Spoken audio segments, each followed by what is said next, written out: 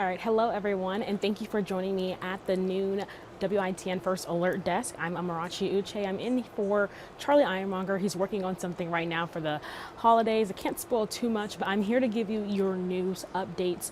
We're going to get started with one out of Kinston. So two Fayetteville teenagers are facing charges for a shooting last month at a Kinston convenience store. Kinston police on Tuesday charged 19-year-old Kamari Gunter with attempted first-degree murder, assault with a deadly weapon inflicting serious injury, breaking and entering a motor vehicle, 3 counts of felony conspiracy, and discharging a firearm within city limits.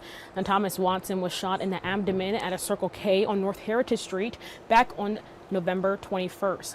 Gunter and a 17-year-old were found in Fayetteville, and police say when they were arrested, they were found with a vehicle stolen from Kinston the day of the shooting. Now, Gunter is being held without bond. Turning now to a story that we first brought to you an hour ago at 11 a.m. regarding a Greenville pedestrian that was hit in a crash on 10th Street.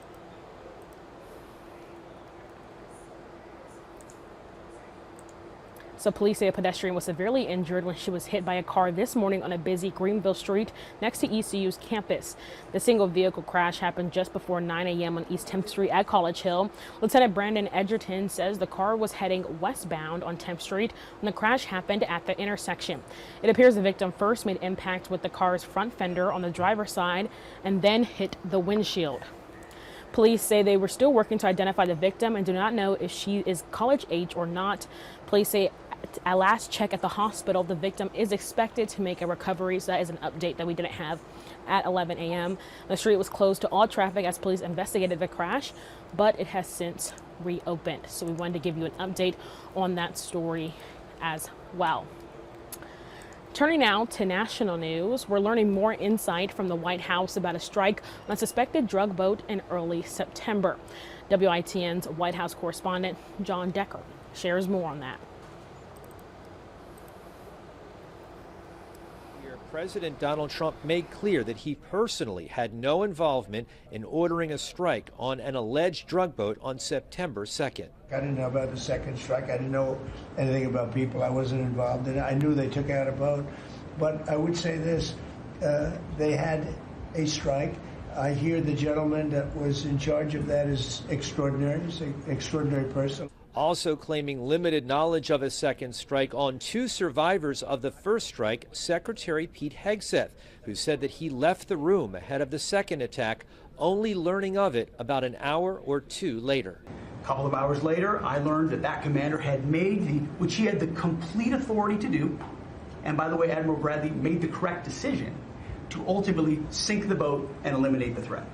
Lawmakers from both parties are now questioning whether targeting helpless individuals in a shipwreck amounts to a war crime, and both the Senate and House Armed Services Committees have launched separate investigations. Despite that, Hegseth said the policy of targeting alleged drug boats from Venezuela will continue.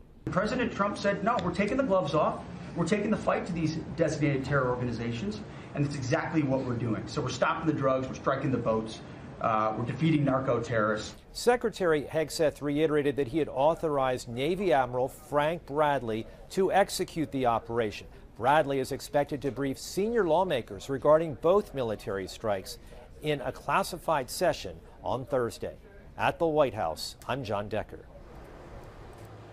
All right, and again, that was John Decker reporting. Now, I wanted to quickly wrap things up with a reminder about our Toys for Tots drive that we have going on here at WITN. We are a drop-off site for your Toys for Tots, and we're accepting donations until December 11th. That is next Thursday, so the day is coming up quick.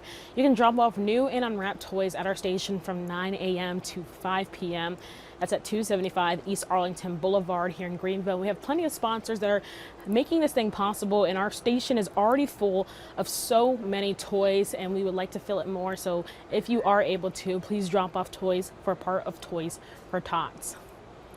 Now, usually I had Dustin here, but he is doing the noon right now. He will be back here at 1 p.m. and join us then for some news and weather updates. But until then, I'll see you then.